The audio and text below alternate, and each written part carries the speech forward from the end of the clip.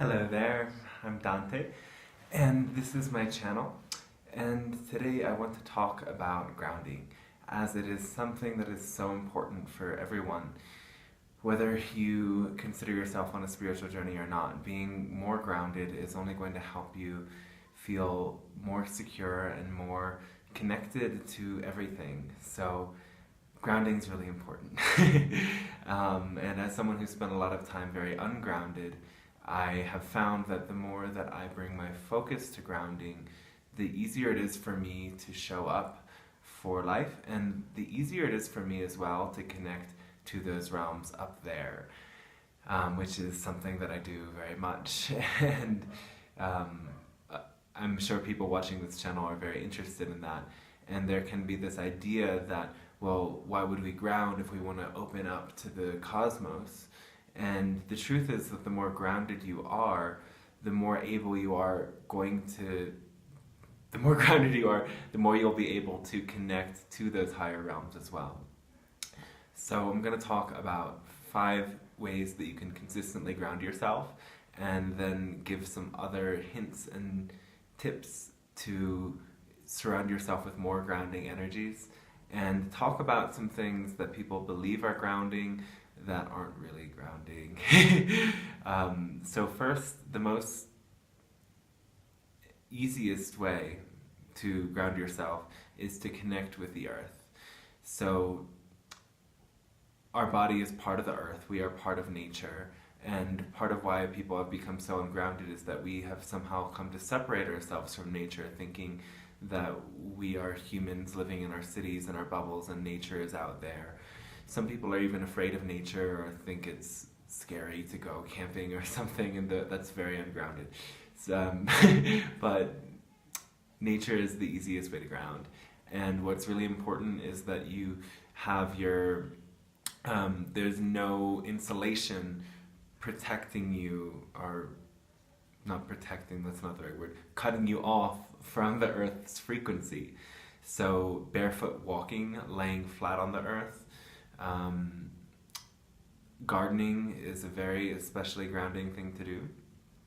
So the earth has a negative ionic charge, giving us electrons, negative ions, and the positive ionic charge that builds up in our body comes from really insulating ourselves from the earth and spending a lot of time disconnected. Even the concrete and pavement isolates us from that negative ionic charge. So when the positive ions start to leave our body, then inflammation as well goes, and the earth just takes us really deeply into the present moment as well. So part 2 of grounding I'll get into in a moment is connecting with your body.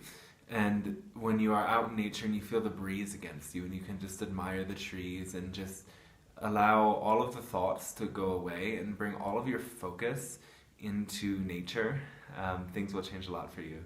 One of my first teachers had a shaman as a grandfather, and the shaman said he would make my teacher go on walks out in the woods, and he would come back in 15 minutes, and with his grandfather, my teacher would go out and do the same walk in 4 hours.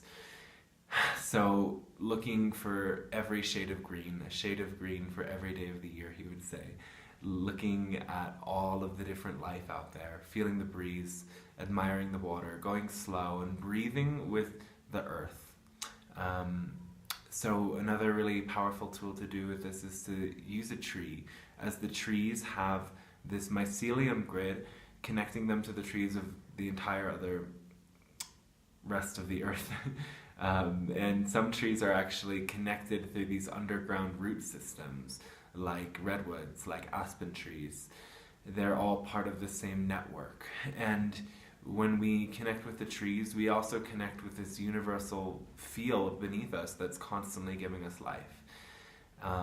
There's different meditations you can do with trees, and you can look some of them up. And really the most important thing is to have a clear intention and realize that it's a give and take.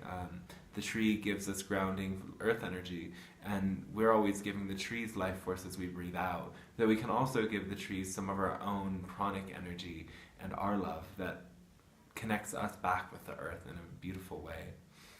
So I would say connecting with the earth is one of the most important parts of grounding, though this is no way an order of which parts are more important for grounding for everyone, because everyone's at a different point in their journey, and some people may be very connected to the earth but not connected in other ways. So number 2 is really coming into your body fully. So we can get ungrounded and start to dissociate into some mental realm or even into some spiritual astral realm. And if we're not present in our body, all of the information, all the energy there is like, it's just going to appear to the mind and it's not integrating. We're not taking it into ourselves in a deep way. And so this is why we really need to stand strong in our body. And even just doing meditation to scan your body, scan how it feels in your foot, in your leg, your knee, throughout your whole body like that, is a very good way to develop that presence. Though the more you want to expand on your connection to your body, the better. So yoga, exercise, qigong, working out, running, jogging, however it works for you. For me, I mostly do yoga and I like hiking a lot as well. I want to go to the gym more, maybe.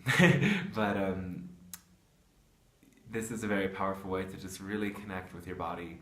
And your breath as well is a key part of this. And it's almost more important, your breath, than how you exercise your body. So breathing is such an important part of all practices. And the more we can expand our lung capacity and breathe deeper and be aware of the breath, slow the breath down, breathe the breath up, depending on what effect we're attempting to get from the pranayama or breath control exercise, will all help us really ground into the body and feel more stable and at home here. So number 3 is eating grounding foods. So the most common idea of grounding foods that works quite well are foods that come from the earth. So they're growing in the earth, root vegetables like potatoes, carrots, beets, sweet potatoes, radishes, ginger, turmeric, there's many more. All of these foods contain that deep earth energy, and when we take those foods in, it helps us to stabilize and ground, and we're taking in the same frequency, the same rootedness that that plant has.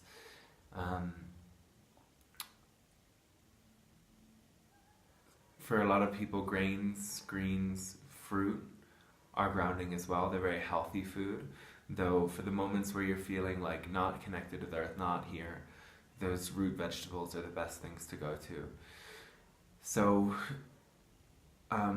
we can kind of cope with feeling ungrounded in a lot of ways that aren't necessarily that healthy. And while food is one of the most grounding things for us, food can be used to unground us as well.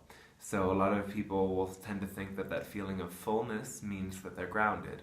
When you feel like you can't eat anymore and your belly is stuffed, then you're grounded. And really what that's doing is lowering your frequency. It's making you less aware of your body because you're so full that you can't feel everything that's going on. It makes you lethargic and it robs you of energy. And usually that happens because you've combined foods that don't digest well together. So to find out more info on that, look up food combining. A note with food combining is don't be such a stickler with it that you are obsessed about it, but start to pay attention once you see the details about food combining, which foods digest well together and which don't. And notice how your body responds. And I find if you simply take in the information and observe, naturally you'll start to eat in a way that you're combining the right foods together. So one thing that really doesn't digest well is meat, especially when you combine it with many other foods that require different digestive enzymes. It stays in your body for quite a long time, and you're also taking in that energy from, the violence, the attack against the animal, the murder of the animal, essentially. So that energy is imbued in what you're taking in. And I follow the philosophy that you shouldn't force yourself to make a dietary change that you're not ready for. You should allow your own evolution in consciousness, your ascension into higher frequencies, be what changes your motivation so that you want to eat healthier and things that cause less harm. So just keep that in mind if you are very attached to eating meat. Notice how it really makes you feel. If it makes you feel more or less sensitive and connected to the energies around you. Fourth thing, number 4, is human connection and touch.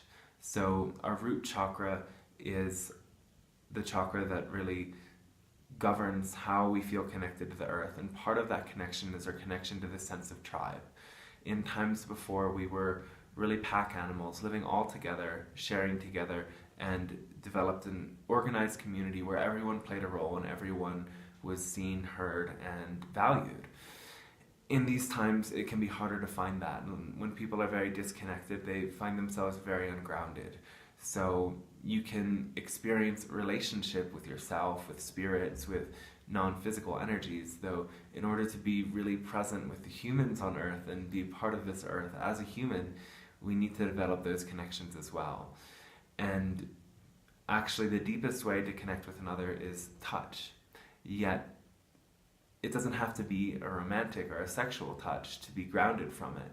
In fact, body work like massage and energy healing work like Reiki and other therapies that use hands-on healing approaches are some of the deepest ways for healing. And sometimes people are drawn to these simply because they need touch and they haven't received enough touch. So we have a way of kind of growing and conditioning people at this point that at a certain point, we love and touch children and we cuddle with them, and then at a certain point it becomes less acceptable or less normal. Yet people of all ages require touch.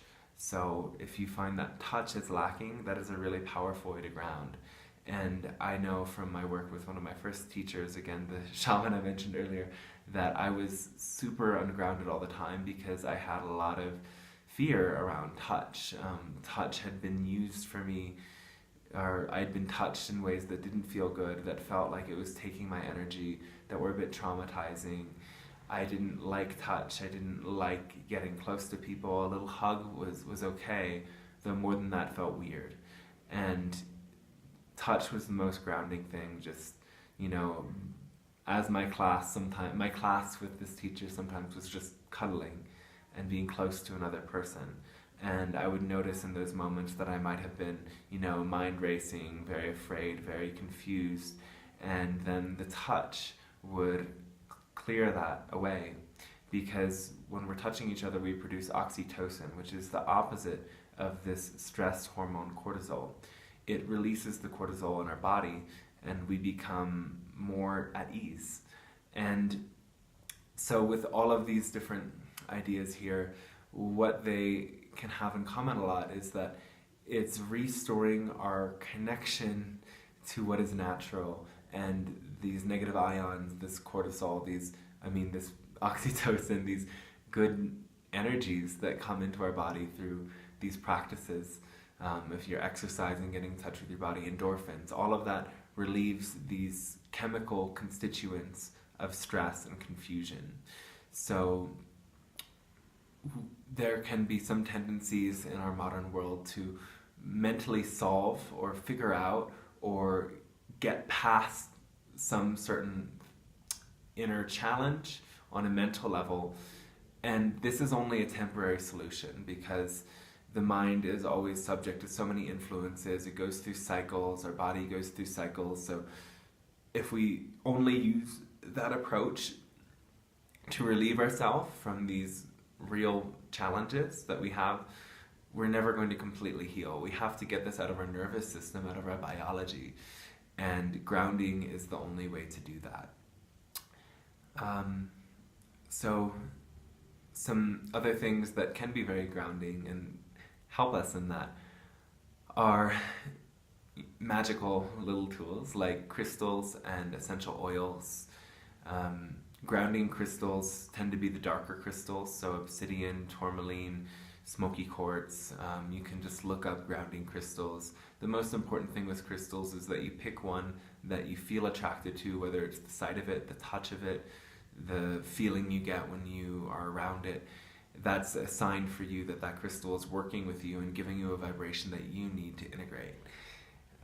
Grounding crystals is very helpful. Grounding scents is very helpful as well.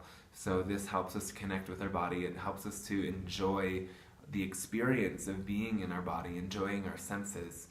And this will help us to really stabilize and be present here. Some of the most grounding oils are vetiver, for sure, and sandalwood. And those are the ones that work for me. Vetiver and sandalwood. What else do I have around? Those are the ones that work for me, though you can look up grounding essential oils. In general, connecting with your sense will help you ground as well. And everyone is, again, attracted to different oils. Patchouli is another very grounding oil, though that oil can be a bit too strong for a lot of people, including myself. I do like it sometimes. So, also, working with medicinal plants, when that is clearing your body of the things that you need to detox from, helps you ground as well. And going deeper into this is when we have heavy metals or accumulated toxins, we need to wash away those chemicals out of our body in order to really fully be stable on our frequency here. So, especially if you've had any mercury or other sort of dental implants that are not natural, your body has a lot of those things. Though even drinking tap water in most of the world is going to give you a pretty heavy dose of heavy metals. So detoxing from that is really key. So things that are considered grounding but maybe are not grounding. I already went over, stuffing yourself, gorging yourself. That is not really grounding. That's just distracting you. And it's similar to grounding in that you feel very relaxed, though that relaxation is more of a dissociation. So a lot of people use different substances for grounding, and this can go either way. So most of the time when we're using a plant medicine, it's opening us up to higher frequency energies, and that requires integration. So all of those first things that I mentioned are super key in integrating a plant medicine ceremony. Though plant medicines as well are grounding in their own right, in that it's taking in that vital energy of the earth and putting it in our body. Our cells remember it, our DNA changes, and we're attuned to a new frequency that is one of the deep earth. And for most people, this is long-term grounding, but overusing anything like this is going to destabilize you. So you have to make sure that you really feeling safe and centered and secure in your body, because if you just keep going for another experience without having that stability, that is actually ungrounding. Certain plants that are commonly used are potentially grounding. Tobacco is one of the most grounding and protective plants used by indigenous peoples, though for the most part those people do not inhale the smoke. It is either just taken into the mouth and not into the lungs, or taken as a powder like rapé or hape, or even people drink the tobacco. It's used in so many different ways. And this plant really grounds and clears you and makes you stable. It connects certain things in your brain that allow you to process things in a different way.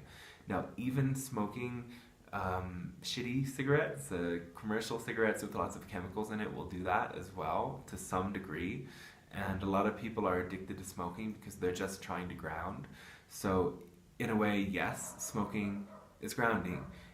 In a way, it's very ungrounding because you're toxifying your body, and these toxins don't contribute to feeling more connected to your body. They make you feel less connected to your body, and they destabilize you. So a lot of people will gravitate towards tobacco for grounding, though hopefully our evolution in working with tobacco is learning how to use healthier forms of the tobacco, because it is a very grounding plant, and not destroying our body with it in our attempt to ground ourselves. I've met some people who seem to think that grounding is just distracting yourself from what's bothering you. This is definitely not grounding. I don't really feel like I need to talk about that too much, though. Sometimes people will have a very high vibrating experience that really changed them and impacted them. It may have brought up a lot of emotions or helped them to connect with their guides or their soul, which was like really life changing. And that feeling of being so open can be really overwhelming for a lot of people, especially if you're in a place that isn't really conducive to that energy, like in a big city or with your family or something of that nature. So people want to come back and get rid of all of that shiny, fluffy, light stuff, because it feels like that is ungrounding them, when actually that is their evolution happening in a really natural way, in a beautiful way. So if you're having one of those experiences and then you find yourself, what a lot of people do, what I've done sometimes is, you go towards drugs, you go and you just go to denser energies, you watch something stupid on the internet, you find a way to just space out. And this can feel grounding because all of that shiny, bright, intense energy seems to diminish. But all you're doing in those moments is lowering your frequency. So talking a little bit about the difference between lowering your frequency and grounding. Grounding, again, is just connecting with your body. And healing your body, nourishing your body, bringing presence and awareness into your body. So when you're having that high energy experience and then you actually ground, it's like you're taking all of that energy back into your body. And then lowering your frequency is doing something that, it feels heavier. It's distracting. It's, rushing your senses with energy, but then you get dissociated from your body afterwards. It's really whatever happens when we're not authentic to ourselves, when we're not listening to our body and listening to our truth. And we just do what feels like it's going to help us get away. That's lowering our frequency. And sometimes people don't know the difference.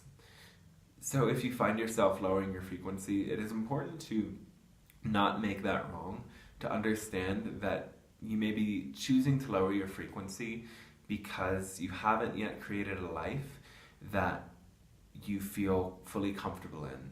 So this leads into perhaps what the most grounding thing is to create a center and a place for yourself in the world, or just in your body with your awareness, where you feel totally at home, totally grounded, totally centered in yourself.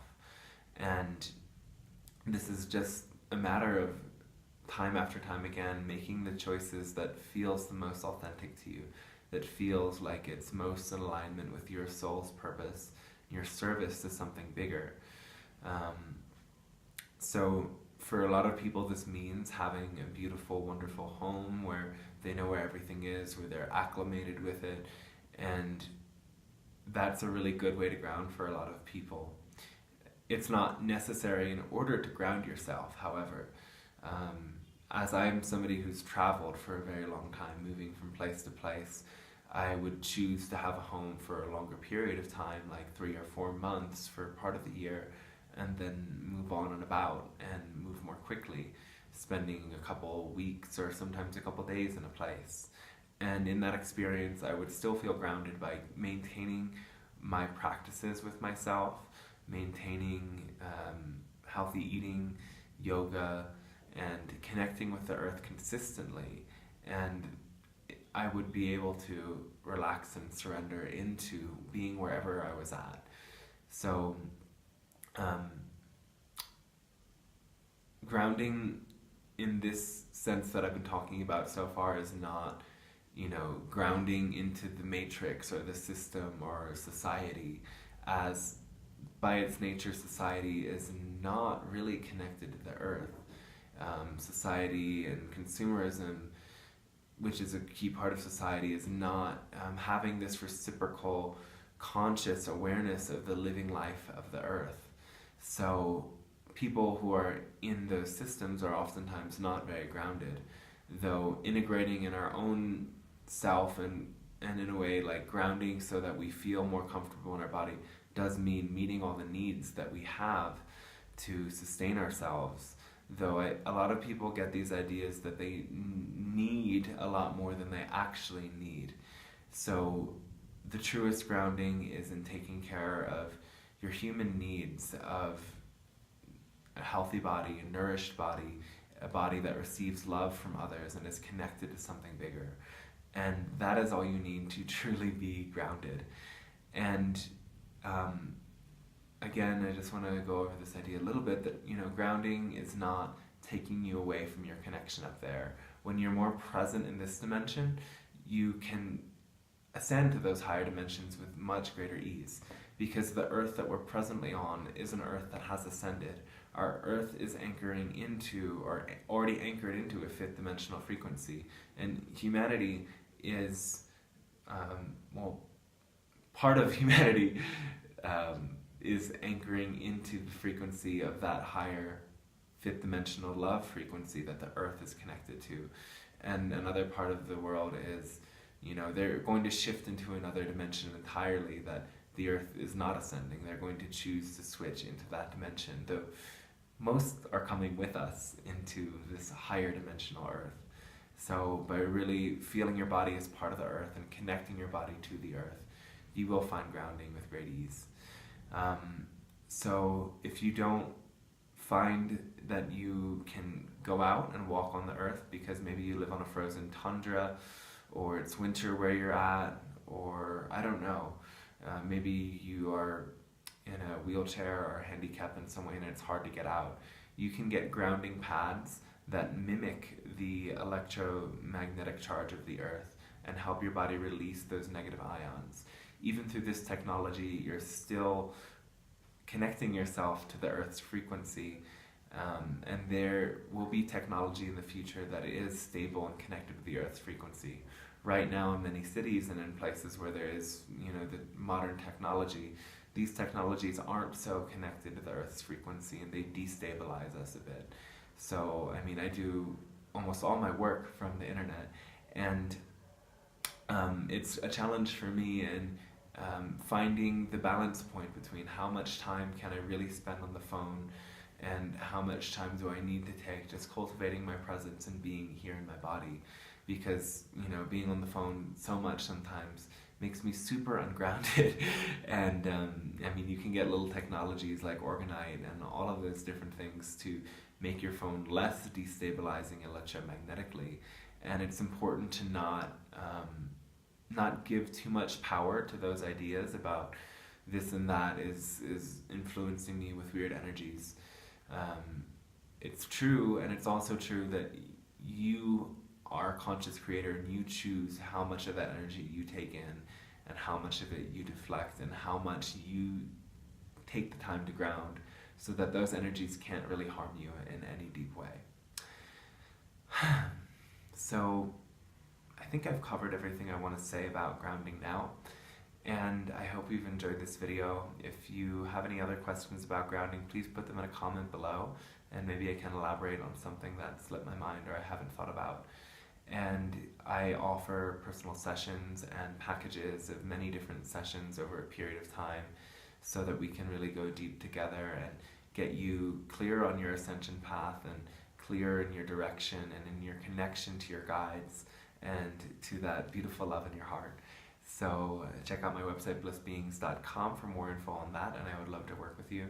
Thank you for liking, subscribing, and sharing, and have the best day ever. Ciao.